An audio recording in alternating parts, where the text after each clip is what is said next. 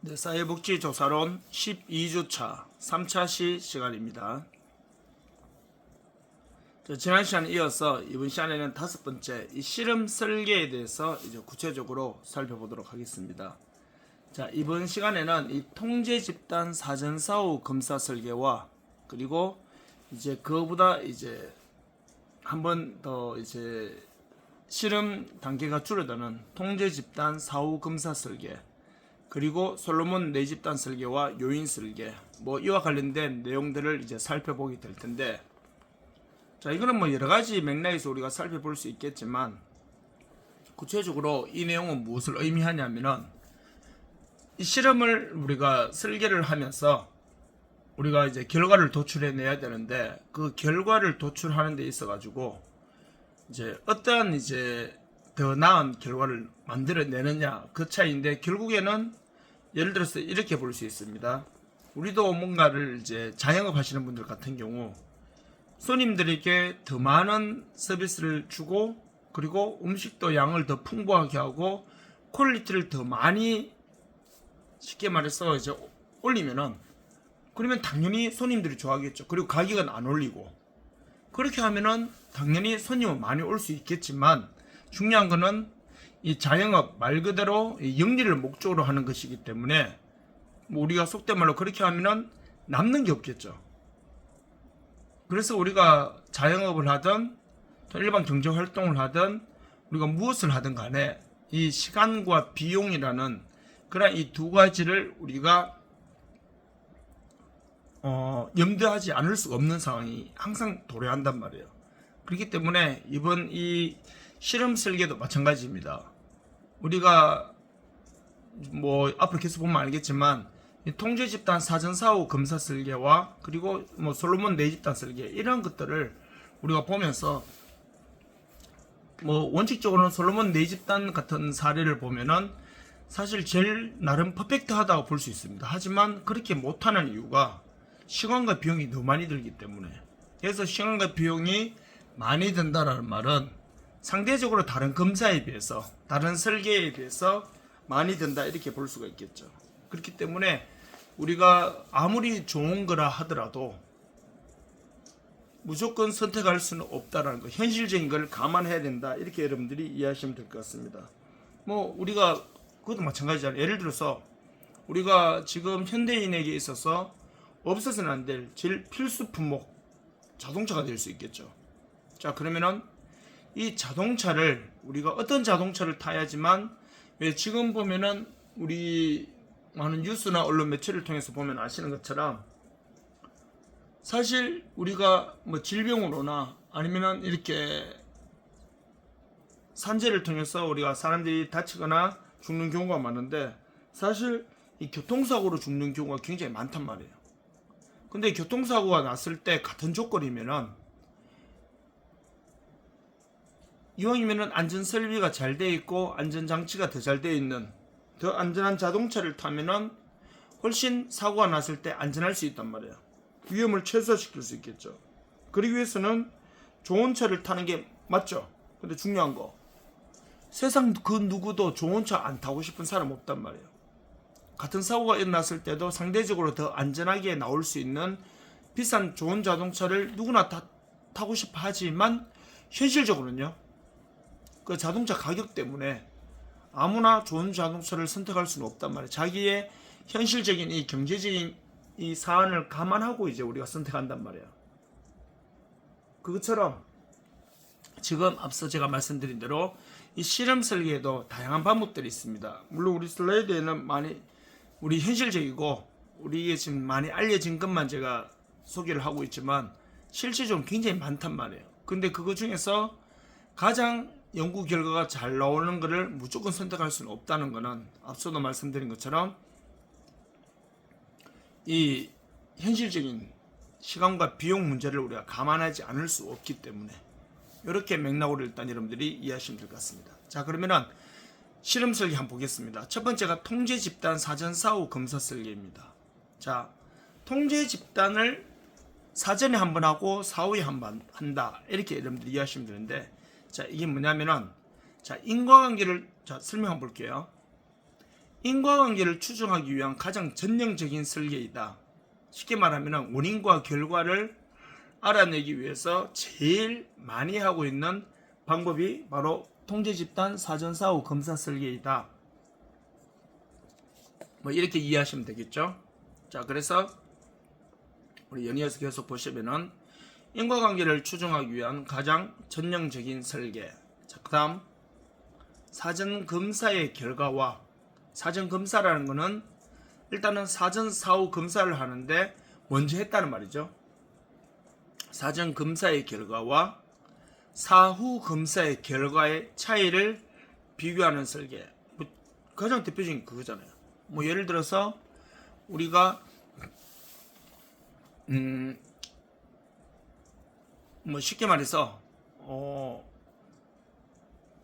사전에 한번 뭐 시험을 친다 하더라도, 아니면은 뭐 우리가 군대 가면 이제 그런 거 많이 하잖아요. 군대 처음에 이제 예를 들어서 이제 민간인으로서 이제 군대를 들어가게 되면은 들어가서 얼마 안 있다가 체력 검사를 먼저 한단 말이에요. 체력 테스트. 쉽게 말하면 100m 달리기를 하고, 그 윗몸 일으키기도 하고, 턱걸이도 하고, 오래 달리기도 하고, 이렇게 종합적으로 다 한 다음에 훈련이 끝나고 이제 뭐 한 달이든 뭐 8주든 훈련이 이제 끝나고 나서 이걸 다시 테스트 한단 말이야. 하고 나면 어떨까요?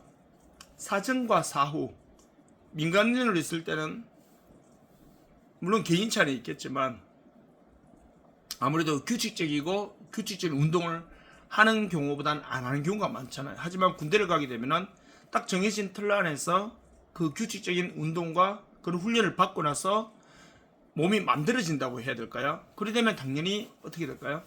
훨씬 더 체력도 올라가고 이렇게 많은 이제 일을 감당할 수 있는 역량이 생기겠죠.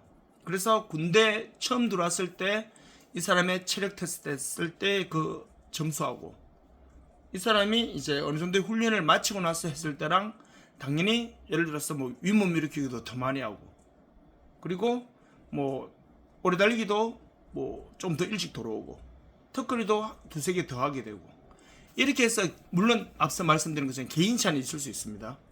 하지만 전체적인 훈련병들의 평균을 내보니까 사전에 예를 들어서 뭐 훈련병 150명들이 사전에 검사했을 때보다 사후 검사했을 때가 훨씬 더 체력이 성장했다. 이렇게 하는 게 바로 뭐냐면은 사전 검사와 사후 검사를 비교하는 겁니다. 이렇게 하면 제일 군대에서 했던 훈련이 규칙적이고 어찌보면 반복적이고 매뉴얼에 따라서 했던 이 체력 운동이 체력을 성장시키는데 원인이 되었다. 사전검사와 사후검사를 비교해 보니까. 그러기 위해서는 인과관계를 알아보기 위해서 하기 위한 제일 대표적인 게 바로 이거다. 이렇게 보시면 되겠죠. 자, 그래서 뭐 꼭 군대 아니더라도 우리 앞서 했던 많은 사례를 기준으로 본다면은 뭐 가장 대표적인 그거잖아요. 아이들에게 줄넘기, 체조, 키 크는 거. 그래서 예를 들어서 뭐 올해 1월달에 초등학교 6학년들 대상으로 올해 1월달에 키를 측정한 다음 올해 12월 연말에 가서 키를 측정했을 때 아이들의 키 성장을 이제 보는 거, 사전과 사후를 비교해 보는 거. 키는 가만히 놔둬도 크니까 그럼 그들의 그냥 키는 놔두고 그러면은 이 몸무게는 당연히 키가 크니까 몸무게도 늘어나겠죠. 근데 여기서 이제 체지방 비율이나 아니면 이런 거 관련된 걸 알아보는 것도 사전 검사, 사후 검사가 되겠죠. 자, 그리고 이제 세 번째 거 보세요. 다른 내적 타당도 제의 요인들을 통제할 수 있어서 전반적으로 내적 타당도가 높다라고 되어 있는데, 다른 내적 타당도 제의 요인들은 우리 앞서 살펴봤던 그런 내용들 있죠. 우연한 사건이거나 성숙 효과나 통계적 회계나, 그리고 뭐 또 우리가 6가지를 살펴보았잖아요. 뭐 그런 내용들, 그런 제의 요인들을 뭐 할 수 있기 때문에 통제할 수 있기 때문에, 통제할 수 있다는 것은 그걸 예방할 수 있는 설계가 바로 뭐냐면은 통제 집단 사전 사후 검사 설계다라고 여러분들이 봐주시면 돼요. 그래서 이 통제 집단 사전 사후 검사 설계가 이제 인과관계를 이제 우리가 밝기 위해서 할 수 있는 가장 잘 알려져 있는, 가장 많이 하는 전형적인 그런 방법이고 그런 내용이다라고 여러분들이 이해하시면은 충분히 어렵지 않게 보실 수 있을 것 같습니다. 자, 이렇게 일단 이해하시고요. 자, 다음은 이제 통제 집단 사후 검사 설계입니다. 자, 보시면은 우리 1번과 뭐가 다르죠? 1번에는 통제 집단 사전 사후 검사 설계였습니다. 근데 2번은 통제 집단 사후 검사 설계입니다. 자, 한 단계가 빠졌죠. 사전 검사를 안 한 겁니다, 지금요. 사후 검사만 했는 거죠. 자, 볼게요. 자, 첫 번째 줄 한번 보세요. 통제 집단 사전 사후 검사 설계에서, 즉 위에서 했는 거, 1번에서 했는 거, 그 검사에서 뭐를 하지 않은 거라고 했죠? 사전 검사를 안 했다고 그랬어요. 자, 이거는 뭐냐면은 일단 검사 과정 하나를 생략을 했죠. 이래 되면은 당연히 장점은 있을까 없을까요? 비용이 적게 듭니다. 일단은 이 어찌 보면은 굉장히 제일 실험을 하거나 무슨 연구를 하거나 우리가 결과를 도출하는 데 있어 가지고 가장 또 어찌 보면은 좋은 하나의 사례라고 보시면 되겠죠. 비용을 절감할 수 있는. 자, 그래서 두 번째 줄 한번 보세요. 이제 실험 집단에만, 실험 집단, 우리가 통제 집단과 실험 집단이 있거든요. 실험 집단에만 실험 변수를 도입한 후 사후 검사를 통해 양 집단 간의 차이를 비교한다. 이렇게 보시면 돼요. 뭐 이거는 우리가 뭐 앞서 아까 전에 제가 첫 번째 시간에 말씀드렸던 거, 실험 집단이라 그러면 커피를 제공하면서 수업을 했던 집단, 통제 집단은 그거를 안 주고 했던 집단. 그래서 줬을 때랑 안 줬을 때랑 뭐 두 번 하는 게 아니라, 자, 이번에 수업을 하면서 아까 말씀드린 것처럼 금방 말씀드렸던 이 커피를 오후 2시 수업에 제공했는 집단은 이건 실험 당하고 있는다고. 그 실험 집단. 통제 집단 그걸 통제시켰다고요. 통제 집단. 그러고 나서 수업을 하고 나서 만족도가 어땠는지 서로 알아보는 거. 이 커피를 먹은 집단과 커피를 먹지 않은 집단. 그렇기 때문에 사후 검사만 하는 거죠. 하기 전에 어땠는가 이거는 안 해보고. 자, 이렇게 하는 게 바로 이 통제 집단 사후 검사 설계입니다. 자, 그리고 세 번째 줄 보세요. 사회과학 분야. 지금 우리가 사회복지가 들어가 있는 영역이 사회과학이잖아요. 이 사회과학 분야에서는 현실적으로, 여기서 현실성이라는 건 제일 대표적으로 시간과 비용을 말하면은 이 현실성, 그러면 시간과 비용이 다 포함한다 보시면 돼요. 그리고 뭐 또 구체적으로 용이성, 하기가 쉽다는 거죠. 효율성, 시간, 투자, 결과 대비 가장 뭐요? 이게 제일 많이 활용되고 있다 이렇게 보시면 됩니다. 그래서 네 번째 줄 보시면은 주 시험 효과나 상호작용 시험 효과가 존재하지 않아 외적 타당도가 향상된다 그랬어요. 우리 외적 타당도라는 거는 우리가 앞서 우리가 살펴보았죠. 내적 타당도하고 서로 조금의 차이가 있었잖아요. 내적 타당도는 앞서 말씀드린 것처럼 통계적 회계나 승승 효과나 우연한 사건이나 뭐 그런 것들이 이제 내적 타당도였고, 외적 타당도는 우리 앞서 살펴본 내용 그대로입니다. 그렇기 때문에 이 외적 타당도를 우리가 어찌 보면은 이 뭐랄까요, 예방한다 해야 될까요? 이 사후 검사만 하기 때문에 주 시험 효과나 상호작용 효과가 존재하지 않는다는 거. 쉽게 말하면은 이걸 표현하기가 좀 애매하긴 하지만 우리가 이게 칠판에 두고 우리가 막 이렇게 사례를 쓰면서 하면 좀 그나마 낫지만 지금 그런 상황이 안 되기 때문에 주 시험 효과, 우리가 이걸 함으로 인해서 나타날 수 있는 어찌 보면 제일 대표적인 효과, 이런 것들이 사전 검사를 하지 않기 때문에 사후 검사만 하기 때문에 나타난 결과가 이제 나타나는 거잖아요. 그 전에 없었던 새로운 결과만 나타나기 때문에 그런 맥락에서 보면은 이 외적 타당도를 높였다는 것은 정확성을 높였다고 보시면 되겠죠. 그래서 사후 검사 설계, 즉 통제 집단 사후 검사 설계가 뭐 많이 활용되고 있다 이렇게 여러분들이 봐주시면 됩니다. 그리고 이제 사전 측정이 이루어지지 않기 때문에 제일 마지막 줄 최초 상태를 정확히 파악하지 못한다는 거. 이게 바로 뭐냐면은 이건 단점이 되겠죠. 그래서 처음 사전 검사를 안 했기 때문에 이 연구 대상자의 처음 상태를 우리가 정확하게 알 수는 없다라는 거. 그게 이제 가장 대표적인 단점이 될 수 있다 이렇게 보시면 됩니다. 자, 이제 이번에는 솔로몬 네 집단 설계입니다. 솔로몬 네 집단 설계는 어찌 보면은 자 보세요. 통제 집단 사전 사후 검사 설계와 통제 집단 사후 검사 설계 결합한 설계. 한마디로 말하면은 다 했다는 거예요. 지금요. 할 수 있는 건 다 해봤다는 겁니다. 그렇기 때문에 자 이제 보세요. 주 효과, 주 시험 효과, 상호 자격증 시험 효과, 기타 외생 변수 효과를 완전히 분리해낼 수 있는. 왜냐하면은 우리가 앞에 통제 집단 사전 사후 검사 설계하고 통제 집단 사후 검사 설계는 각각 장단점이 다 있었습니다. 그 장단점을 다 보완해가지고 해놨는 게 바로 뭐냐면은 솔로몬 네 집단 설계라 보시면 돼요. 그래서 우리 앞에보다는 집단이 어떻게 됐다는 거죠? 많아졌습니다. 지금요. 방법도 사전 사후 다 합니다. 지금요. 그러다 보니까 저런 결과를 발생시키는데 방해가 되는 많은 요소들을 제거할 수 있다는 엄청 큰 장점은 이제 분명히 발생했지만, 이제 문제가 뭐냐 하면은 제일 마지막 줄을 한번 보세요. 4개의 집단을 무작위로 선정하는 어려움과, 즉 집단 선정의 어려움은 사실 어디도 있겠지만, 자 어려움은 있겠지만 뒤에 뭐가 있어요? 복잡성이 있다는 건 뭐냐면 집단을 많이 뽑아야 되니까. 그리고 결정적인 거 비용, 비용희가 아니고 비용이. 자 비용이 어떻게 해요? 많이 들 수밖에 없죠. 왜? 앞서는 통제 집단 사전 사후 검사, 통제 집단 사후 검사, 통제 집단 사후 검사는 용이하고 현실성이 있다고 그랬잖아요. 근데 이제는 이걸 다 해야 되니까, 다 하는 거 들까요? 비용이 당연히 많이 들 수밖에 없습니다. 우리가 앞서도 제가 처음 시작할 때 말씀드린 것처럼 제일 연구를 하는 데 있어서 우리가 항상 이 벽에 부딪힌다 해야 될까요? 그런 문제가 제일 많이 발생하는 건 바로 뭐냐면은 이 비용 문제 때문이거든요. 비용이 우리에게 이 자원은 희소성의 원칙을 갖고 있기 때문에 비용이 우리에게 무제한으로 주어지진 않습니다.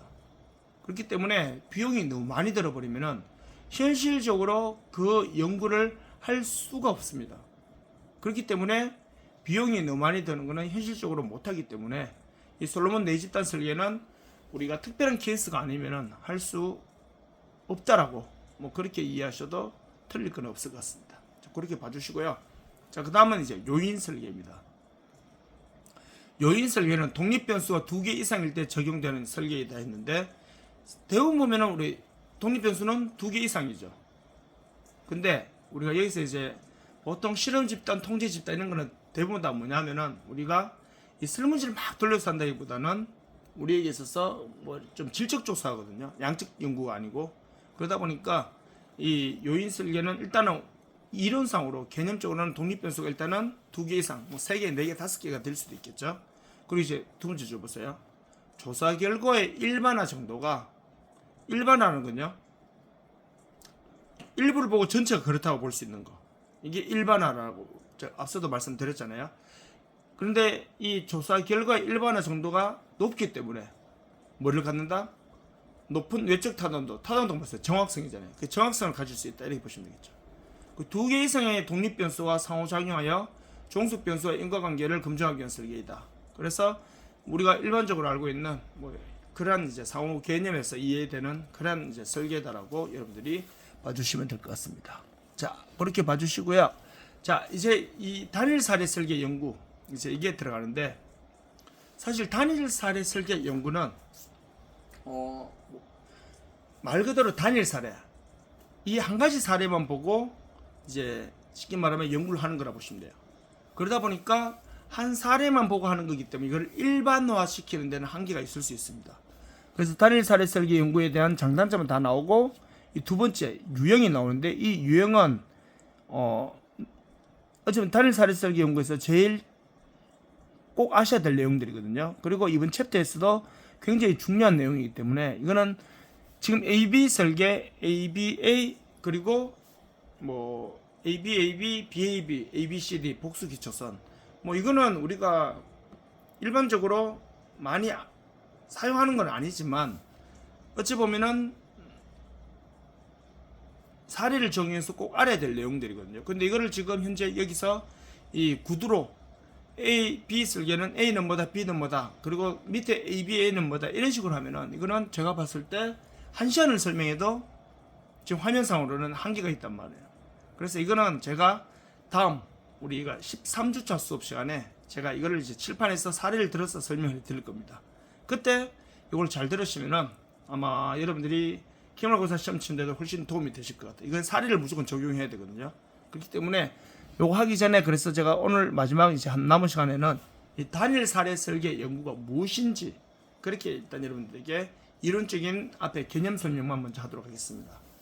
자, 단일 사례 설계 연구의 개념과 특성에서 보시면은 자, 첫 번째 개념은 과학적 방법을 토대로 당연히 이거는 뭐 사회과학 연구는 과학적이어야 되죠. 그래서 과학적 방법을 토대로 개인이나 가족, 집단의 문제를 해결하기 위해서 개입이 들어가는 게 뭔가를 적용하는 것이 뭐 프로그램이 될 수 있고 뭐 예를 들어서 우리가 약을 먹는다 하더라도 그 약을 먹은 것이 또 개입되었다 보시면 되겠죠. 적용되었다 보면 되겠죠.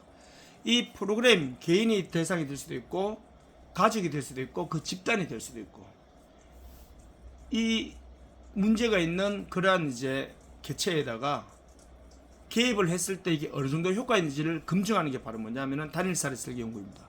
그 밑에 보시면은 이제 줄 하나 쳐놓으시고요.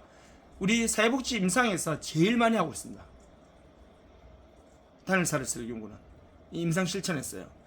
비록 일반화 시킬 수는 없어요. 왜? 단일 사례이기 때문에 일부 사례이기 때문에 전체가 그렇다고 볼 수는 없지만 충분히 일반화까지는 아니더라도 충분히 많은 사람들이 이렇게 반응할 거다라는 이런 효과가 있을 거라는 것을 우리가 충분히 짐작을 할 수 있을 만큼의 효과는 있습니다. 그리고 적극적으로 그리고 실시간으로 실제적으로 피드백을 서로 주고받을 수 있으며 개입 도중에도 즉 이 연구가 진행되는 즉 프로그램이 진행되는 도중에도 언제든지 프로그램을 바꾸거나 수정하거나 보완할 수가 있다라는 거. 이거는 무슨 말이냐면은 다음 시간에 제가 이제 칠판에 이제 사례 적용하면 이 내용이 충분히 뭔지 이해되실 수 있겠죠. 먼저 다른 거는 우리가 자 설문지를 돌려가서 설문지를 수고를 했어요. 그리고 이거를 코딩을 한 다음에 데이터 통계를 돌렸어요. 이렇게 하면은 사실 결과가 나오기 전까지는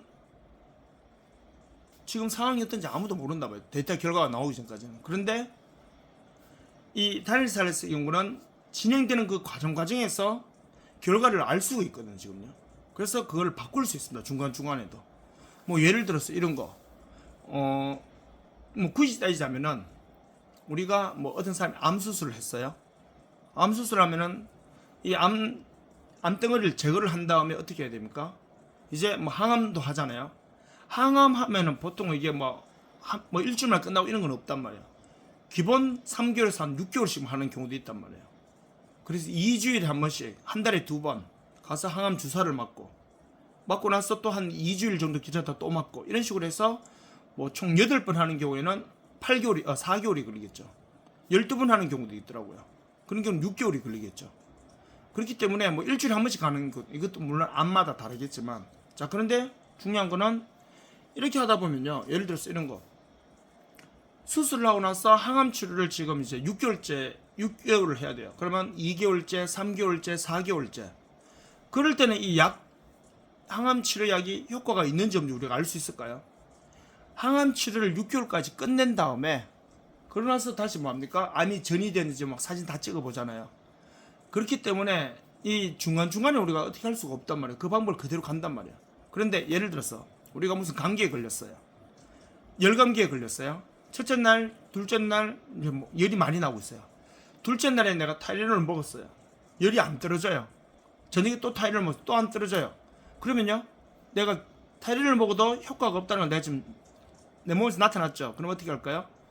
이제는 뭐 쉽게 말해서 탁센을 먹는다든지 아니면은 뭐 개보린을 먹는다든지 3일째는 약을 바꿀 수 있잖아요. 그래서 단일 사례 설계 연구는 이것처럼 중간중간에 결과를 바로바로 효과를 알 수 있기 때문에 방법을 바로바로 바꿔가면서 할 수 있다는 장점이 있습니다.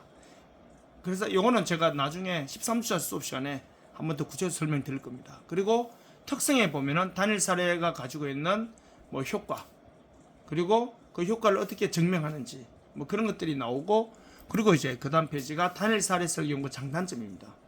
단점 제일 위에 보세요. 일단은 단일 사례 설계 연구의 제일 큰 단점은 일단 일반화하기가 어렵다는 거. 전체를 대량으로 한 게 아니기 때문에 일반화하기가 어렵다는 거. 요 한 사례가 전체가 그렇다라고 보기에는 많은 이제 한계점을 가질 수밖에 없다라고 이렇게 보시면 되겠죠. 그리고 장점은 또 여러 가지가 있기 때문에 이걸 활용을 하겠죠. 그래서 요 내용들은 제가 이제 앞에 서론 부분은 또 이제 다음 주, 여러분들은 이제 온라인 수강을 하고 그 다음 주 6월 1일 날 한 번 더 사례 설명을 하고, 제가 요 관련된 내용들은 사례를 들어서 다시 한 번 더 이해시킬 수 있도록 이렇게 진행하도록 하겠습니다. 자, 수고 많으셨고 6월 1일 수업 시간에 뵙도록 하겠습니다. 수고하셨습니다.